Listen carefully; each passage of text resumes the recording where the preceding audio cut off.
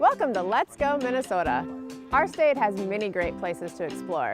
Today we're going to be kayaking down the Root River in southeast Minnesota.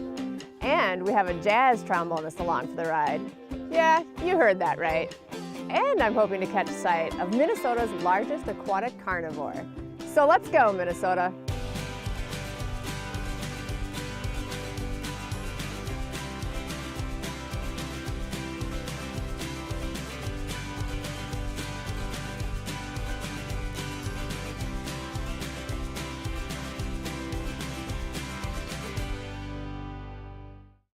Funding for this program is provided in part by the Minnesota Arts and Cultural Heritage Fund and the citizens of Minnesota.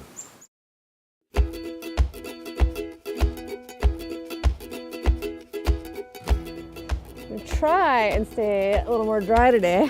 Ooh, I got mud. Ew.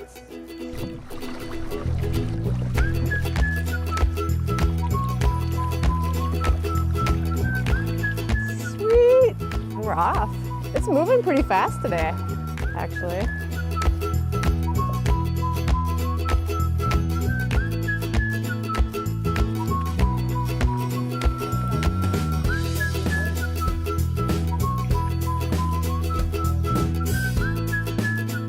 Actually, it'd be great if you could play a soundtrack for the whole ride today. Okay. Like as it gets exciting, you know, we can like ramp it up a little bit. Well, I think like, to do that, I have to have this out and ready to go. Yeah. I hope this is color coordinated with my canoe. Oh, darn it. John, that looks like a toy. It kind of is. It kind of is a toy. Oh, he's got his trombone out. Is it high right now, the river? It's actually medium flow, I would call right now. Oh, okay. Where does the river start? It starts up as far as the Stewartville area. Okay. My friend Dave Lynn back there has a better knowledge of that than I do, as he wrote the local guidebook for all the rivers in the area. Oh, really? Yeah. Nice. Eventually, we could paddle, we kept going on here, we would paddle through Lanesboro, down to Peterson, through Houston, and down to the Mississippi. Oh, nice. Across the U.S. we go. This is only the beginning right here, folks. It is.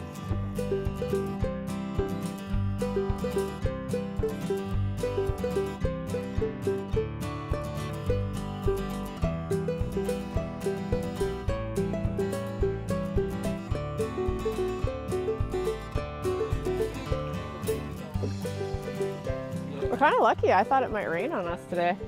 So, do you see any like wading birds like herons or egrets or any of that kind of stuff on this river here? Or? There's usually quite a few blue herons. Blue herons, okay. But last week we didn't see any. Yeah. And I was asking Brett about that, and he says, well, they do migrate Oh, okay. down south, so I think it's they the wrong probably time already of started.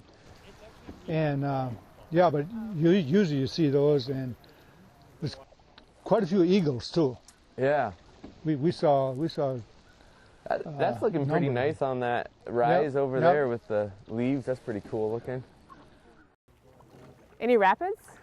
Not today? so much, some riffles I call it, Okay. but not so much rapids. Oh, hey, I think that was the eagle.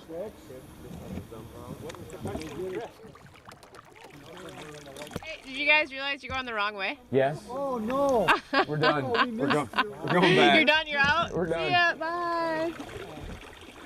Do a cruise by.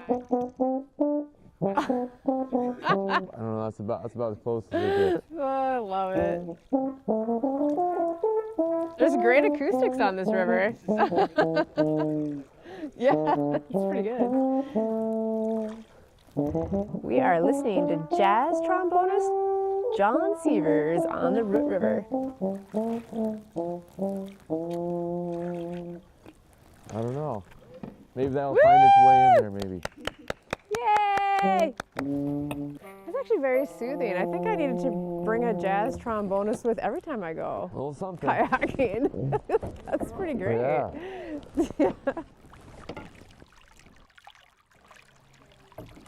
Oh, and then look at the bird nests and those under those overhangs. Those are pretty cool. I kind of want to go under there. I'm gonna sneak under there. Yeah. going into the cave. Nice. There's a few spider webs under here. Actually, there's a lot of spider webs under here. Duck! Who brought their helmet?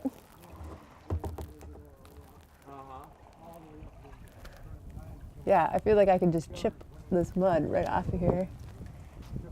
And I see all these webs. I wonder if they're for cocoons. They're not spiders.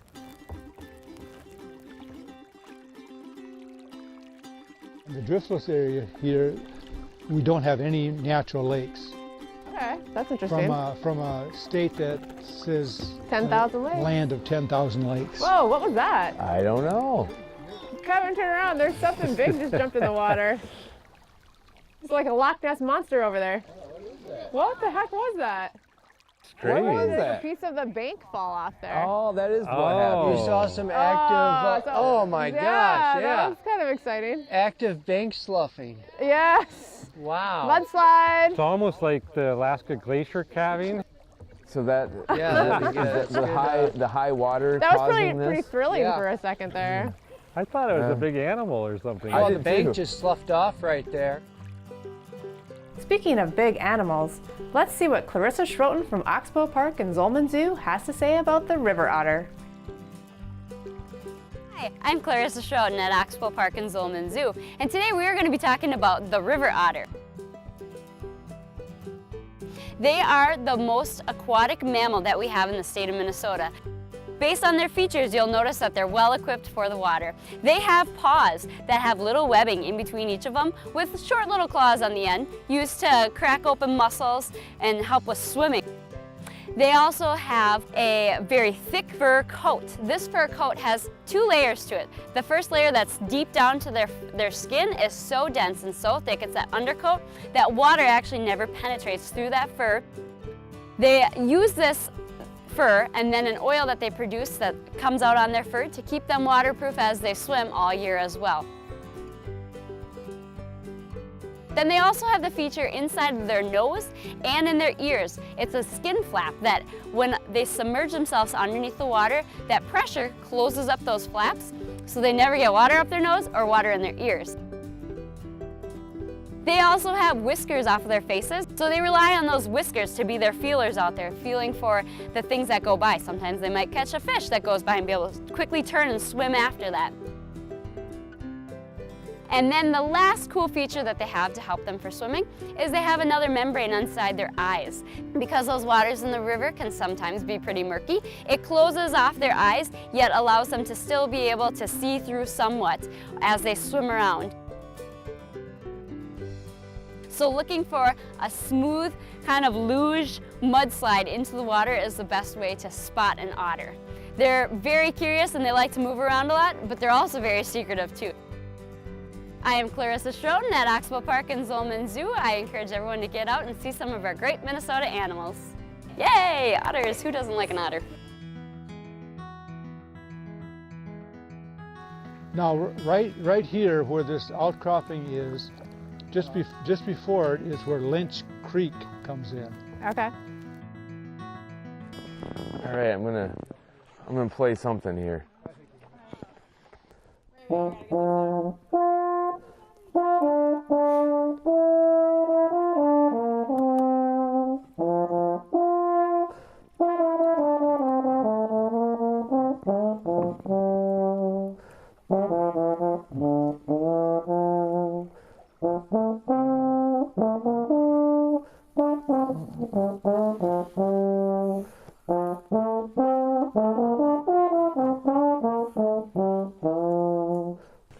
That's the Lynch. Thank you. That's the Lynch Creek Prelude. That's what that is. It's in navigable water apparently though. Ooh, something big just jumped in. Yeah, turtle probably. Turtle. Yeah, this is definitely it. This is fun. So you you don't normally get this far up this, huh? Well, no, like last week you could hardly even get into the thing. you Sure. know. Here we are on the Root River. I'm not exactly sure what happened to all my friends. They went to check out a tiny little creek that was coming into the river, and I kept floating on down, and now I don't see them at all. Oh, that was sort of neat. Yeah, that was cool. So Dave was telling me that what I thought maybe were nests with all these things in the trees that maybe you can see if I turn my camera right there, that thing there, is actually there because when the river basically floods and gets really high, it kind of leaves all that debris stuck in the branches down the river. So I thought that was kind of interesting. Oh, hey, look at this little rapids. Things are getting crazy. Shake it up, baby. Twist and shout. Twist and shout.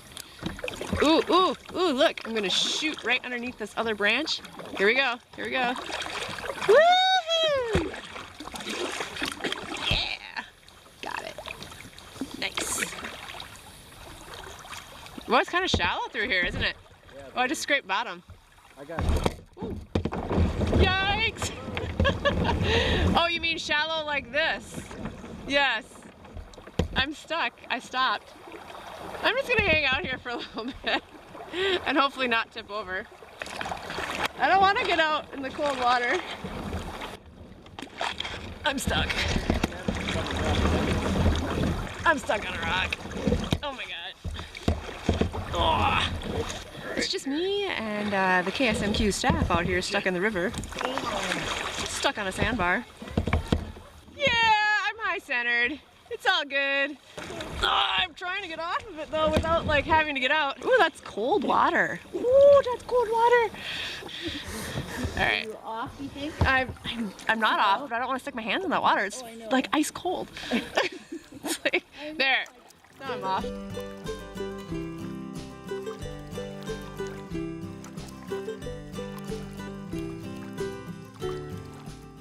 Yeah, I teach English at RCTC, and I do a little bit of writing for the Post Bulletin and do lots of music. Pretty much all trombone. I play a little bit of melodica, but trombone's the thing. So the rock band's got like a horn section in it, you know. So got a little bit of rain out here on the river today. Gonna put some jackets on. Got some gloves. A little bit chillier all of a sudden. Not sure what happened to our sunshine. It's kind of pretty with the drops on the water. They make all these little bubbles. Oh yeah, that's true. I like it.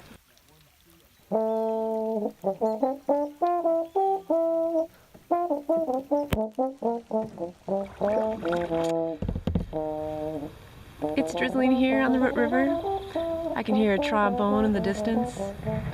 The leaves are all shades of hues right now. It's a good day in Minnesota. Happy to be here.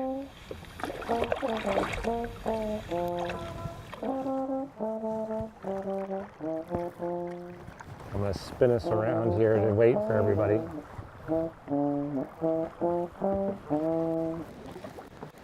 Got a little rapids up ahead, a little bit of excitement. I can see the V in the water, and I'm gonna head right for it.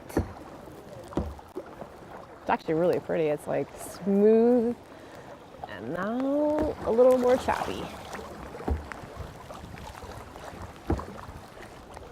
Hey, there's my people. Rob, I just did the whole spin into the eddy thing. Oh, good, good. Got her down. We are here on the Root River, and it is raining right now. Everybody's pulling over, getting their jackets on. It's a little drizzly, but just a light sprinkle. Just a light sprinkle. Just cleaning everything up a little bit. I put my dry sack over my lap, keep my lap dry. There we go. Yeah, I wasn't expecting it to quite do this. No, I wasn't really either. Well, but it's not too bad. But here we are. Here we are. We got the 25%, I guess. Yeah. Right. Now is when we need the wah, wah, wah on the trombone. That's my best wah, wah, wah. That's all I got. Is that a wah, wah, wah? Yep. That was a wah, wah, wah. That was supposed to be. Oh. How about some real sad jazz since our Sad sun's gone jazz. away? There's no such thing as rain. sad. Sad There's no such thing jazz. as sad jazz. All jazz is not sad.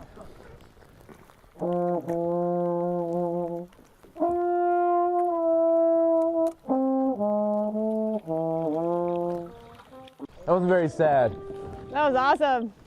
Do you do Star Wars? Star Wars. I got a cool shot of you. Like, That's all the Star Wars you're gonna get, I think. that's pretty cool. It's pretty cool to hear the rain on all the leaves and stuff. Let's go, Minnesota. Hey, look, there's that eagle in the tree right there. Yep. That eagle's sitting in the tree. There goes another eagle.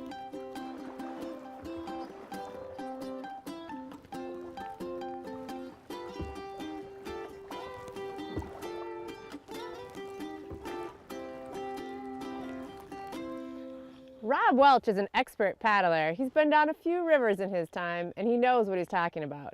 He's going to give us some pointers on how to maneuver a canoe or a kayak.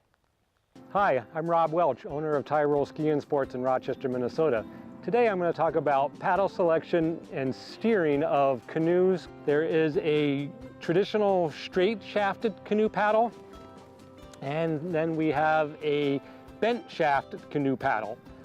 Generally, straight shafted canoe paddles are all-purpose universal paddles that can be used on rivers and lakes.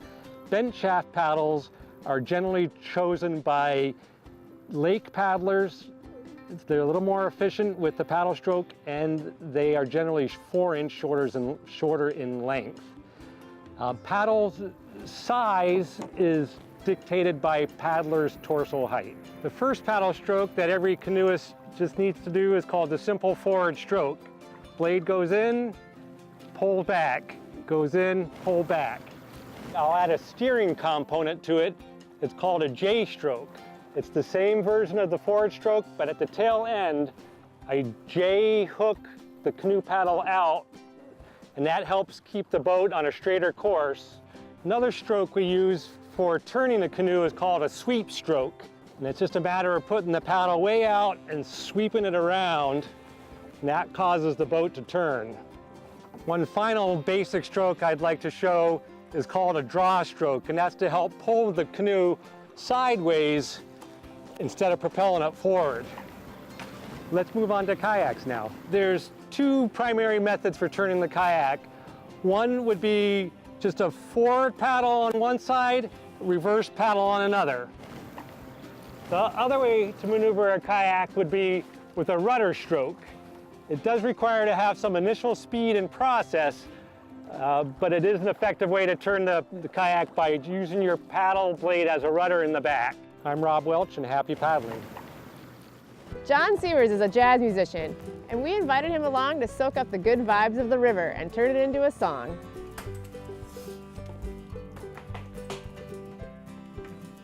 One of the things that really inspires me in music making is just kind of, day-to-day life.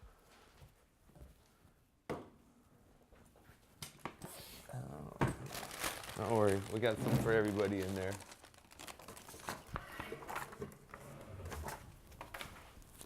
My composition style is pretty untrained, and oftentimes it'll start maybe with just me humming a melody or just hearing a little melody, and then I'll sit down at the piano and try to pick that melody out.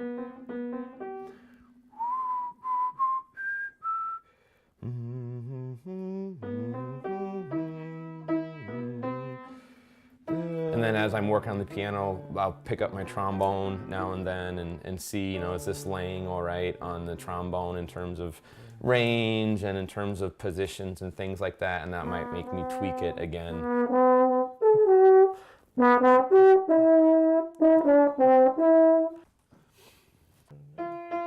One of the things that I felt while we were on the river is kind of a circular or a wandering, a meandering kind of a motion, like the eddies where the current would come up against a piece of tree that had fallen into the water, And there's kind of these like circular currents that were happening, or against a bank or a cliff or something. And then of course it started to rain halfway through our canoe trip, so I thought it would be nice to have maybe some sort of a key area change to support that sense of like a transition. And it wasn't like a violent rain, but maybe so just like kind of something that's calm.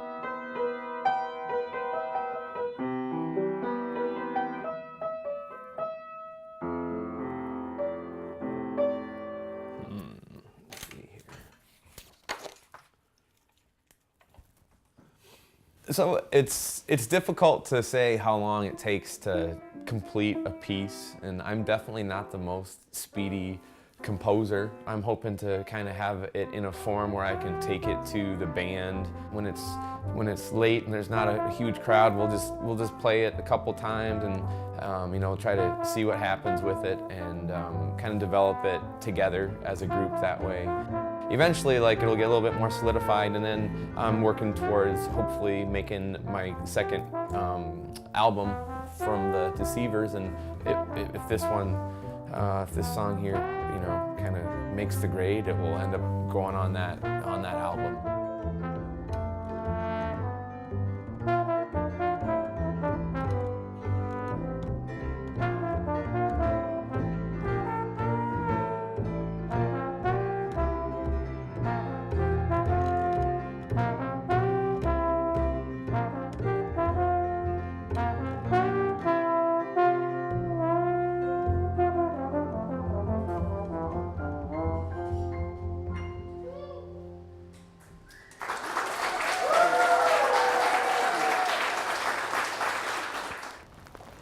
It's raining, it's pouring, the old man is snoring. It doesn't look like it's gonna stop anytime soon. I guarantee the rain will stop That's a bold statement. someday. Hey, what's in the water over here? That's a big fish. Look at that. Yeah, it's going upstream too. Yeah, what is it? Oh, it's a rock. called a I'm like, look at that big fish. That might be a rock bass, man. I totally bought into it. I totally thought that was a big carp or If you're something. just kidding or not. Oh, No, I was serious. I thought it was. Here comes another one right at us. Oh, look at that big fish. Oh, we're gonna have to split in between them. So, Brett, what's your day gig? I consult on endangered species management. So I hear that you dive for mussels. Yeah? Yeah. Got some with me right here. Do you really? Oh, whoa, check that out. Oh, I don't want to drop it. It's in the heavy. water. Is it? Whoa, check that out. I came out of the Mississippi River. Seriously? Yep.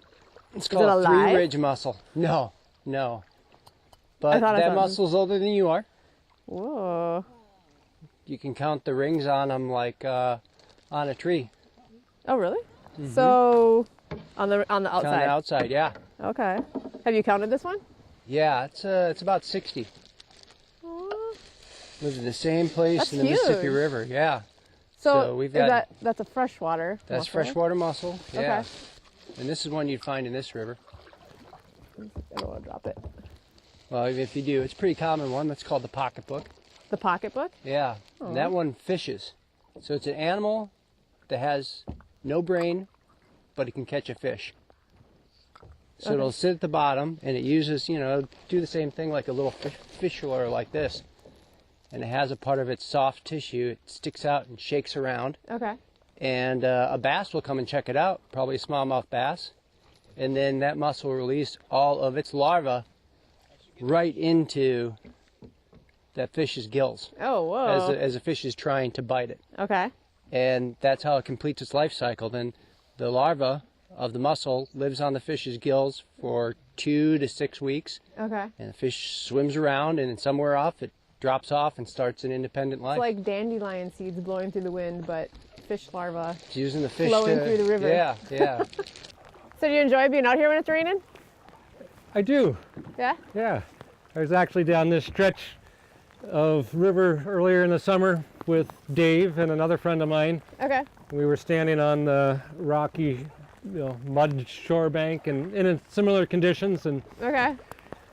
my friend Randy said some people would think this would be crazy to be out in these conditions, Right. like maybe it is today. Yeah. But are you having a good time? I'm having a great time. I am too.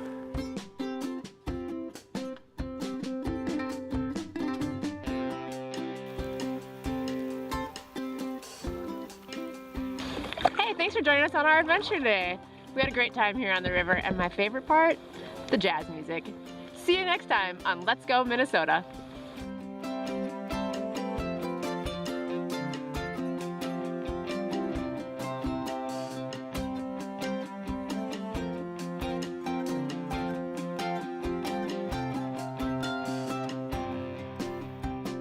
Okay. Turn towards the river a little bit. Not that much. Yeah, there we go. Beautiful. Do you want to be over here? Do you want me to be like this? Would that be better for you with light? No, you were good where you Okay, were. right here. Yeah. Okay. But look at the camera, right? Yes. Okay. Yeah. No, Rembrandt would be pleased too. Okay. Okay. And we're rolling. Here we go for the first time, Rob. All right, Brenda. Wait, who are you? What's an oxbow exactly? It's like a horseshoe-shaped lake where the river is meandered and then it erodes and it leaves some of the water out in a horseshoe shape. Will there be a test at the end of this paddle? Because I don't know if I'm ready for a test. The emergency paddle has now come out. Well, at least it didn't rain.